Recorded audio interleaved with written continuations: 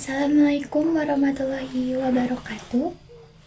Halo semua, perkenalkan nama saya Adila Alifia Putri dari kelas 12 RPL 1. Tujuan saya membuat video ini untuk mempresentasikan alur sistem yang telah saya buat.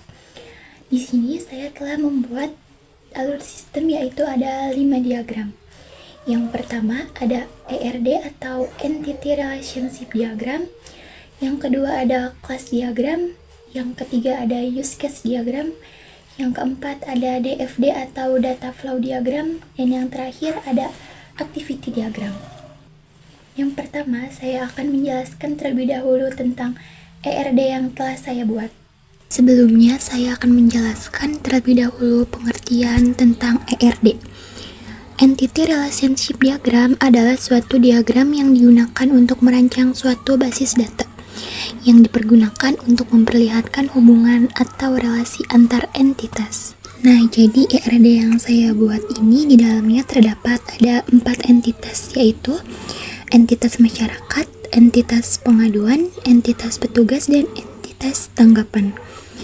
Di dalam entitas masyarakat ini terdapat 6 atribut, yaitu yang pertama ada nick, alamat, nama, username, password, dan telepon. Lalu di sini masyarakat melakukan sebuah pengaduan. Nah, di dalam entitas pengaduan ini juga terdapat ada 6 atribut. Yang pertama ada ID pengaduan, tanggal pengaduan, isi laporan, foto, status, dan nick. Nah, selanjutnya pengaduan itu diterima oleh petugas. Dan petugas itu memiliki ada 6 atribut juga. Yang pertama ada password, level, telepon, nama, ID petugas, dan username. Lalu entitas petugas ini memberikan informasi kepada entitas tanggapan. Di dalam entitas tanggapan terdapat ada 5 atribut. Yang pertama ada ID petugas, tanggapan, tanggal tanggapan, ID pengaduan, dan ID tanggapan. Setelah itu entitas tanggapan akan menerima dan melaporkannya kembali ke masyarakat. Selanjutnya ada kelas diagram. Kelas diagram adalah diagram yang menggambarkan sistem dengan mengilustrasikan atribut, operasi, dan hubungan antar kelas. Di sini kelas diagram yang saya buat itu terdiri dari 4 kelas, yaitu kelas masyarakat, kelas petugas, kelas tanggapan, dan kelas pengaduan. Yang pertama ada kelas masyarakat. Kelas masyarakat ini memiliki ada 6 atribut, yaitu nama, username, alamat, password, telepon, dan nick. Lalu kelas masyarakat juga memiliki ada 3 operation, yaitu create, update, dan read. Kelas masyarakat ini terhubung dengan kelas pengaduan. Nah, di dalam kelas pengaduan di sini ada 6 atribut, yaitu ID pengaduan, tanggal pengaduan, nick, isi laporan, foto, dan status. Operation di dalam kelas pengaduan yaitu ada create, update, read, dan delete. Lalu kelas pengaduan ini terhubung kepada kelas tanggapan. Di dalam kelas tanggapan juga ada memiliki 5 atribut. Yang pertama atribut ID tanggapan, ID pengaduan, ID petugas, tanggal pengaduan, dan tanggapan. Di dalamnya juga terdapat 4 operation, yaitu create, update, read, dan delete. Nah, di sini kelas petugas juga terhubung dengan kelas tanggapan. Kelas petugas memiliki 6 atribut. Yang pertama ID petugas, nama petugas, password, username, telepon, dan level. Kelas petugas juga memiliki 4 operation, yaitu read, update, create, dan delete. Lalu yang ketiga ada use case diagram. Pengertian dari use case diagram adalah sebuah aktivitas dari sistem di mana sistem tersebut akan membaca atau berinteraksi dengan permintaan yang diinginkan oleh pengguna. Nah, use case yang saya buat ini terdapat ada 2 aktor, yaitu aktor masyarakat dan aktor petugas.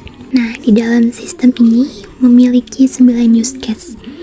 Use case registrasi, login, menulis laporan pengaduan, verifikasi validasi, data pengaduan, data masyarakat, memberikan tanggapan, general laporan, dan logout.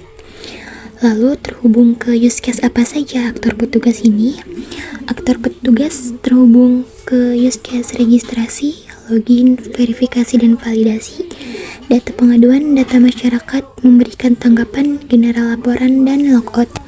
Sedangkan aktor masyarakat terhubung ke use case registrasi, login, menulis laporan pengaduan, dan logout. Nah, yang keempat ada data flow diagram. Data flow diagram adalah diagram yang menggambarkan aliran data dari sebuah proses atau sistem informasi. Ada gambaran DFD yang telah saya buat.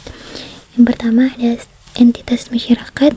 Ini entitas masyarakat melakukan registrasi, lalu login, lalu mengirimkan laporan pengaduan kepada entitas pengaduan. Nah, entitas pengaduan ini akan memproses data pengaduan. Lalu entitas petugas sistemnya akan menerima dan memproses dan memberi tanggapan. Nah, setelah itu ke entitas tanggapan. Entitas tanggapan memberikan hasil tanggapan kepada masyarakat. Dan yang terakhir ada activity diagram. Activity diagram yaitu diagram yang dapat memodelkan proses-proses yang terjadi pada sebuah sistem. Nah, di sini activity yang saya buat terdiri dari 2 streamline, yaitu streamline masyarakat dan sistem. Yang pertama, kita mulai dari streamline masyarakat terlebih dahulu. Dan ini ditandai dengan titik hitam besar yang artinya start atau mulai. Nah, lalu pilih registrasi, menampilkan form registrasi, input form registrasi. Setelah itu, menyimpan data dan pilih menu login. Lalu masukkan username dan password dan verifikasi username password. Nah, setelah itu username dan password otomatis akan menyimpan data ke database. Nah, setelah masukkan username dan password, kita akan dibawa ke halaman beranda. Setelah di halaman beranda, lalu menulis laporan pengaduan, menyimpan data ke database, dan menyimpan data ke halaman pengaduan admin. Setelah itu, pilih menu laporan, lalu akan menampilkan rincian proses pengaduan.